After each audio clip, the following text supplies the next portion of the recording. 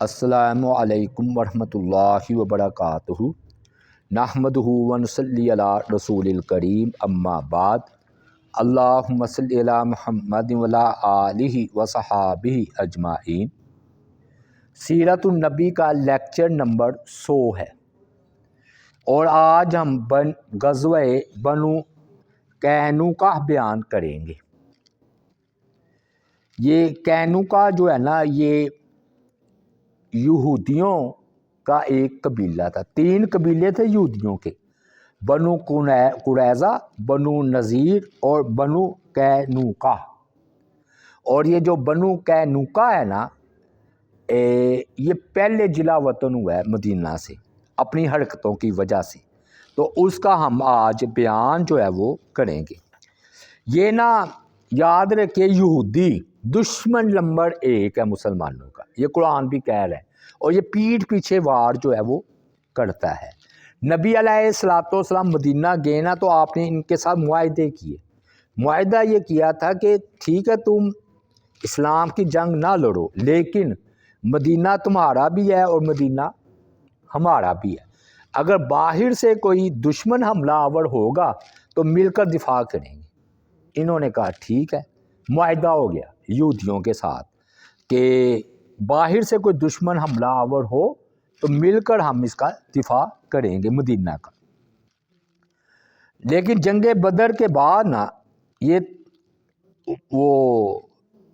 ان کو اتنی جرأت تو نہیں ہو رہی تھی کہ سامنے آتے، لیکن دوسرے یہودی، لیکن جو بنو قینقاع ہے نا، یہ کہتے بڑا اپنے آپ کو بہادر جنگجو قبیلہ سمجھتا تھا، اور یہ سنار کا کام کرتے تھے، سونے کا، ہاں جی۔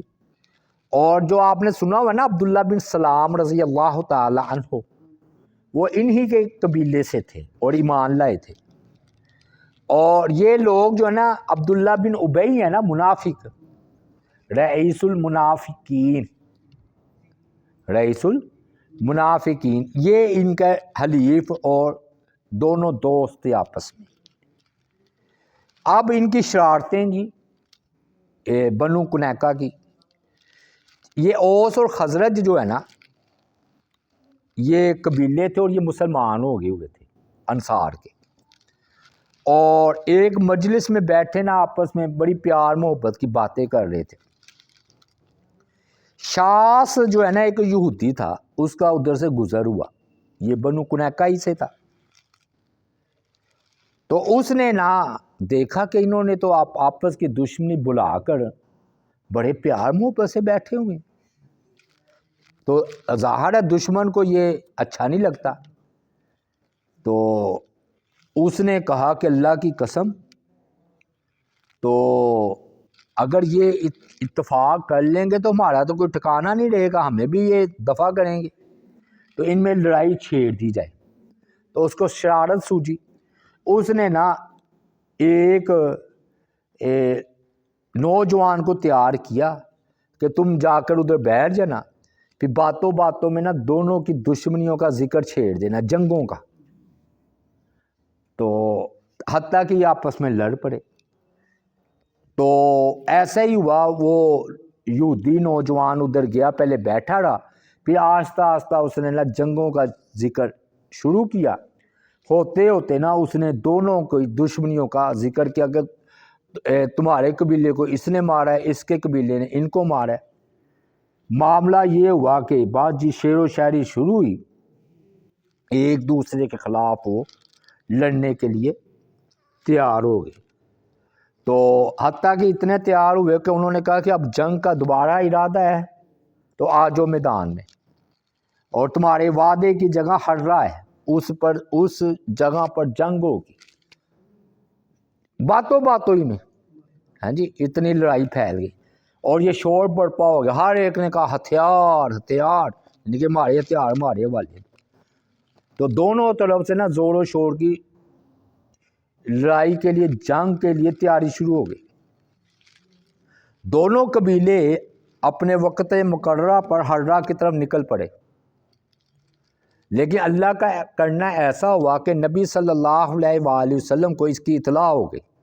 آپ جلدی سے نا تشریف لائے اور اوس اور خزرج جو کہ صحابہ تھے، تو آپ نے نہایت ہی حکیمانہ انداز میں تقریر کی، انہیں مخاطب کیا، اللہ اللہ، میرے ہوتے ہوئے جاہلیت کی پکار، وہ بھی اس کے بعد کہ اللہ نے تمہیں اسلام کی ہدایت دے دی ہے اور اس کے ذریعے تمہیں عزت بخشی ہے اور زمانے جاہلیت کے اثرات کا خاتمہ فرما دیا ہے اور تمہیں کفر سے نجات دے دی ہے، تمہارے دلوں میں الفت اور محبت اللہ نے ڈال دی ہے۔ کہتے ہیں کہ آپ نے جو تقریر کی نا، تو اس کا اتنا اثر ہوا کہ ساری شیطانی اثرات دور ہو گئے، گویا کہ ایک دم وہ ہوش میں آ گئے اور دشمن کی سازش سمجھ گئے اور اپنے اس کو ان کاموں پر بڑی شرمندگی ہوئی، حتیٰ کہ انہوں نے رونا شروع کر دیا شرمندگی کی وجہ سے، اور سارا منظر ہی بدل گیا۔ پھر وہ لوگ ایک دوسرے سے لڑنے جھگڑنے کی بجائے ایک دوسرے سے گلے ملنے لگے، اور اس طرح نہ انہوں نے نبی علیہ السلام کی اطاعت کا مظاہرہ کیا۔ تو گویا یہودی نے پوری کوشش کی کہ مسلمانوں کو آپس میں لڑا دے۔ اب اسی طرح بنو قنیقہ کا ایک اور واقعہ ہے کہ نبی علیہ السلام نے نا بدر سے واپسی کے بعد نا ان کو فرمایا کہ اے یہودیوں کی جماعت، میں تمہاری بھلائی چاہتا ہوں، تم اسلام قبول کر لو اس سے پہلے کہ تمہیں وہی حالات سے دوچار ہونا پڑے جو کہ ابو جہل اور مشرکین مکہ کو حالات جو ہے وہ درپیش ہوئے ہیں۔ اس نے نا بجائے ماننے کے انہوں نے کہا، اے محمد صلی اللہ علیہ وآلہ وسلم، آپ ہمیں اپنی قوم کی طرح سمجھتے ہیں؟ آپ نے تو ایک ایسی قوم کے ساتھ جنگ کی تھی جو اناڑی تھی، انہیں تو جنگ ہی نہیں لڑنی آتی تھی، ناواقف تھے، آپ کو غلبے کا موقع مل گیا۔ اگر ہم سے جنگ کریں گے نا تو لگ پتہ جائے گا کہ مرد کون ہے، آپ کا ہمارے جیسوں سے واسطہ ہی نہیں پڑا۔ یہ تو توبہ نعوذ باللہ کھلی کھلی دھمکی تھی، بلکہ معاہدے کو توڑ دینے والی بات تھی، ہاں جی، اور انہوں نے معاہدے کو پامال کر دیا۔ اب یہ واقعہ ہوا تو اس کے ساتھ ایک تیسرا واقعہ بھی ہو گیا بنو قنیقہ کی طرف۔ میں نے بتایا نا کہ یہ سونے کا کام کرتے تھے، تو ان کے بازار تھے، تو ایک عرب خاتون جو ہے نا، کسی انصاری کی بیوی تھی انصار کی، وہ بنو قنیقہ کے بازار میں سامان لے کر آئی۔ وہ اپنا سامان فروخت کر کے اپنے زیورات کے سلسلے میں ایک یہودی کے پاس آ بیٹھی۔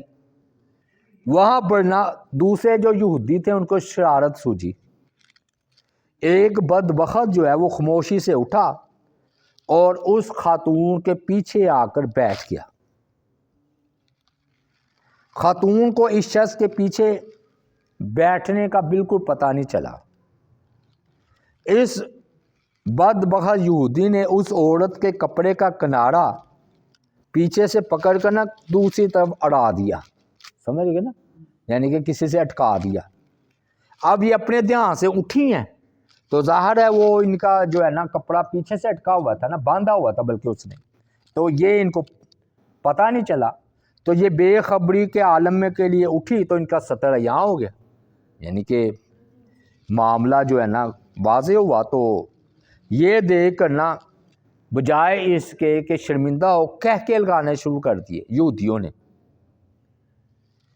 تو اس پر نا اس پاک باز عورت نے چیخ ماری، اور قریب ہی ایک مسلمان تھے، وہ بھی انصاری تھے، انہوں نے جب اپنی دینی بہن کی فریاد سنی اور یہودیوں کے کہہ کے سنے تو انہیں طیش آ گیا۔ جس نے یہ حرکت کی تھی نا اس یہودی پر جبٹ پڑا اور اس کو قتل کر دیا، موت کے گھاٹ اتار دیا۔ اب بنو قنیقہ کے جو ہے نا دوسرے یہودی وہ بھی اکٹھے ہو گئے، انہوں نے انتقام لیتے ہوئے اس مسلمان کو بھی قتل کر دیا۔ تو گویا کہ یہودی پہلے قتل ہوا مسلمان کے ہاتھوں، پھر مسلمان کو یہودیوں نے قتل کر دیا۔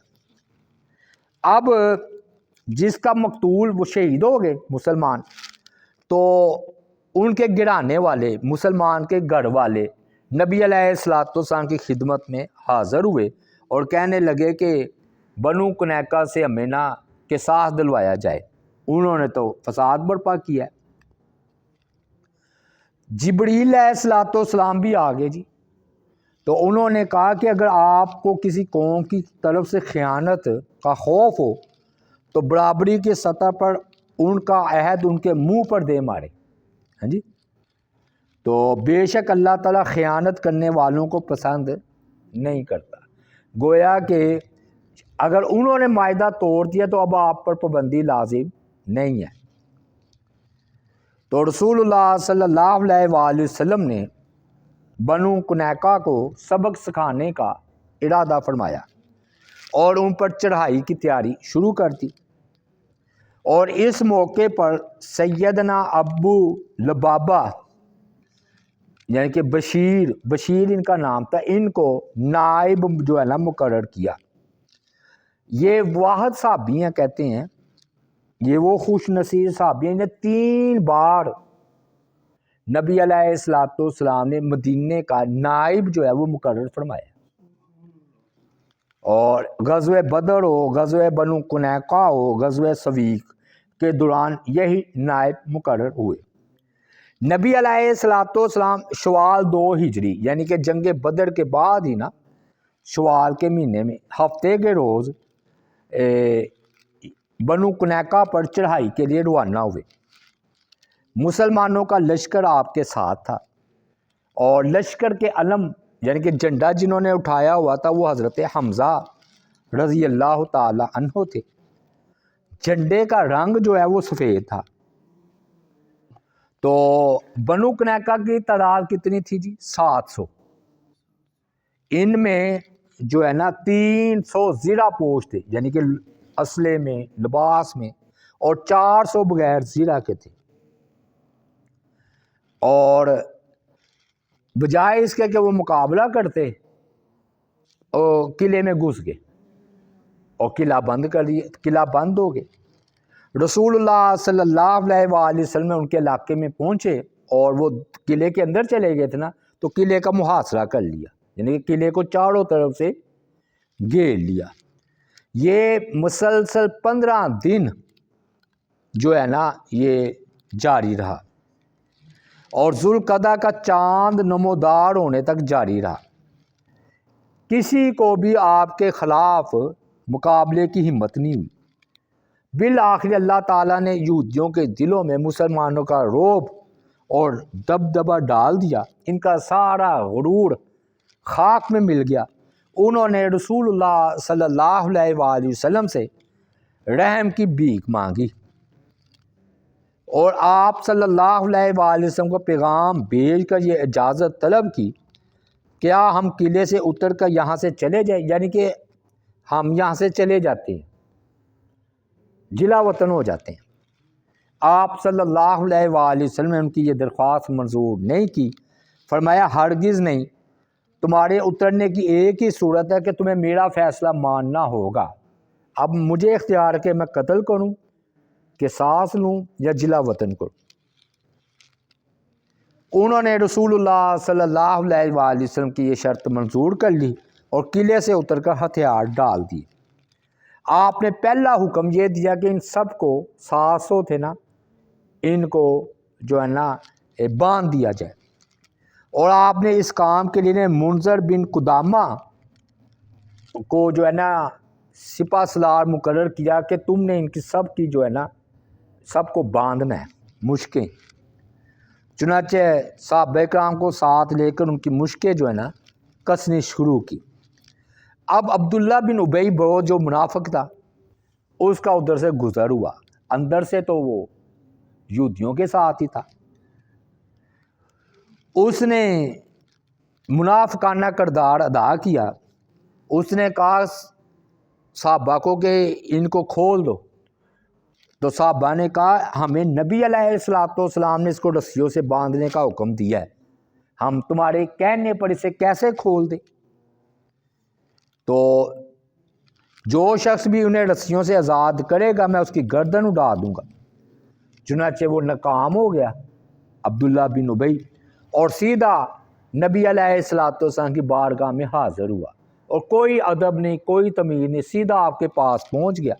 حتیٰ کہ آپ کو نا نہایت ہی گستاخانہ انداز میں نا اصرار کرنے لگا کہ علی جی آپ انہیں آزاد کریں، آپ انہیں چھوڑیں. ہاں جی.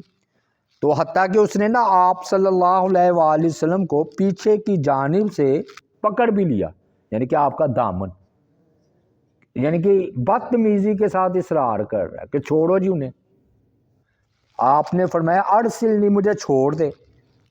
آپ کو شدید غصہ بھی آیا تو آپ نے فرمایا وہی حقا ارسلنی، تیرا ستیہ ناس ہو عبداللہ بن ابی، تم مجھے چھوڑ دو. اس نے کہا میں تو آپ کا دامن اس وقت تک نہیں چھوڑوں گا جب تک آپ جو میرے دوست حلیف ہیں ان پر احسان نہ فرمائیں. تو آپ صلی اللہ علیہ وآلہ وسلم نے آخر تنگ آ کر فرمایا جا وہ تیرے ہیں. تو وہ جو ہے نا جب یہ بات کہی تو انہیں یوں سمجھ لیں کہ آزادی مل گئی. تو رسول اللہ صلی اللہ علیہ وآلہ وسلم نے فرمایا ٹھیک ہے میں انہیں قید سے چھوڑتا ہوں، لیکن یہ جلا وطن ہوں گے، ادھر نہیں رہیں گے. اے محمد لوگوں کے ساتھ انہوں نے کہا کہ اگر آپ ہمیں جلا وطن کرنا چاہتے ہیں تو ہمارے نا لوگوں کے ساتھ لین دین ہے، تجارت ہے، کسی نے ہمارا سود دینا ہے، کسی سے ہم نے لینا ہے. تو آپ نے فرمایا جلدی کرو اور کمی کرو، یعنی کہ اپنا قرض لو، سود کو چھوڑو، معاملہ جلدی نپٹا لو. اور آپ نے فرمایا 3 دن کی انہیں مہلت دی کہ 3 دن تک جو ہے نا تم یہ اپنا علاقہ چھوڑ دینا. رسول اللہ صلی اللہ علیہ وآلہ وسلم نے بنو کنیکہ کی جلا وطنی کے کام کے لیے سیدنا عبادہ بن صامت کو مامور فرمایا.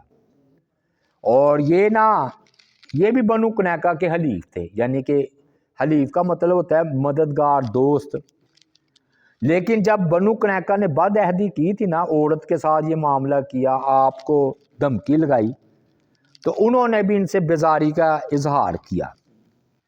اور انہوں نے کہا اللہ کے رسول صلی اللہ علیہ وآلہ وسلم میرے دل میں ان کے بارے میں کوئی نرم گوشہ نہیں ہے، اور میں معاہدے سے دستبردار ہوتا ہوں، جو امن والا معاہدہ ہے نا، آپ جو چاہیں بارے میں فیصلہ کریں.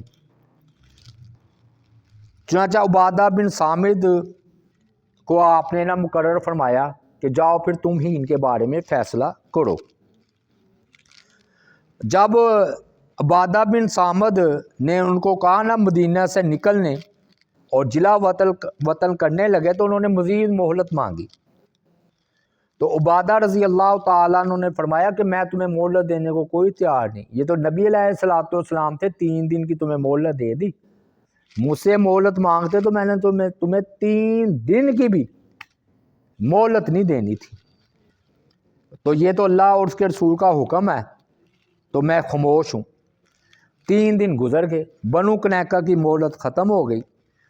پھر حضرت عبادہ ان کے تعاقب میں نکلے. اب یہ آگے ہیں بنو کنیکہ اور یہ پیچھے ہیں، حتیٰ کہ انہیں نا دور کہیں پتہ نہیں کہاں چھوڑ کر واپس آئے، یعنی کہ انہیں دفع کیا مدینہ سے. تو وہاں سے عبادہ جو ہے نا وہ پلٹ آئے ہیں. زباب نامی پہاڑ کہتے ہیں ایک ہے، ادھر تک ان کو چھوڑ کر واپس آئے ہیں. اور بعد میں نا یہ شام کا علاقہ تھا، درآ چلے گئے. ہاں جی. اور سبرہ رضی اللہ تعالیٰ عنہ بیان کرتے ہیں اپنا کہ میں نے بنو کنیکہ کو کس حالت میں دیکھا جب وہ جلا وطن ہو رہے تھے. کہتے میں شام سے واپس آ رہا تھا تو یہ شام کی طرف جا رہے تھے بنو کنیکہ. راستے میں میری ملاقات بنو کنیکہ سے ہو گئی. انہوں نے اپنے بچوں اور عورتوں کو سواریوں پر سوار کر رکھا تھا اور خود پیدل چل رہے تھے. میرے پوچھنے پر انہوں نے بتایا کہ ہمیں محمد صلی اللہ علیہ وآلہ وسلم نے جلا وطن کر دیا اور ہمارے اموال لے لیے ہیں. میں نے پوچھا کہاں کا ارادہ ہے؟ وہ بولے ہم شام جانا چاہتے ہیں. تو انہوں نے وادی القرا پہنچ کر 1 مہینہ وہاں پر قیام کیا. وادی قرا میں بھی یہودی تھے نا ان کے ساتھی، تو انہوں نے مزید ان کا تعاون کرتے ہوئے ان کو سواریاں جو ہے وہ مہیا کی ہیں اور انہیں قوت بخشی. چنانچہ وہ ازرعات جا بسے. تھوڑی عرصہ گزرا تو ان کی موت واقعہ ہو گئی اور ان کا نام و نشان بھی نہیں رہا بنو کنیکہ کا. یعنی کہ کوئی وبا پھوٹی ہوگی، بیماری، تو سارے مر گئے۔ نبی علیہ الصلوۃ والسلام نے بنو کنیکہ کو مال لے جانے کی اجازت تو دی نہیں تھی، تو یہ سارا مال غنیمت مسلمانوں کے ہاتھ آیا، ہتھیار وہ ساتھ نہیں لے کر گئے تھے۔ محمد بن مسلمہ رضی اللہ تعالیٰ عنہ یہ صحابی تھے، ان کو یہ ذمہ داری سونپی کہ وہ ان کا مال جمع کرے اور ان کے قلعوں سے بھاری مقدار میں اسلحہ اور زیور بنانے کے آلات ملے۔ ویسے ان کی کوئی زمینیں اور کھیت نہیں تھے، تو نبی علیہ الصلوۃ والسلام نے 5واں حصہ نکالا مال غنیمت میں سے اور 4 حصے صحابہ کرام کے درمیان تقسیم فرما دیے، اور اس میں 3 کمانیں، 2 زریں، 3 تلواریں، 3 نیزے۔ کمانوں کے نام کتوم، روحا، بیضا تھے۔ ہاں جی، تو یہ نبی علیہ الصلوۃ والسلام کے حصے آئی۔ تو رسول اللہ صلی اللہ علیہ وآلہ وسلم نے اس طرح بنو کنیکہ کو جو ہے نا جلا وطن کیا اور دفاع کیا۔ یہ تھا 3 گروہ تھے نا یہودیوں کو، تو ایک گروہ کا یہ حال ہوا ہے۔ انشاءاللہ ہم آگے چلیں گے۔ اللہ تعالیٰ سے دعا ہے اللہ تعالیٰ ہمیں عمل کرنے کی توفیق عطا فرمائے۔ وما علینا الا البلاغ المبین۔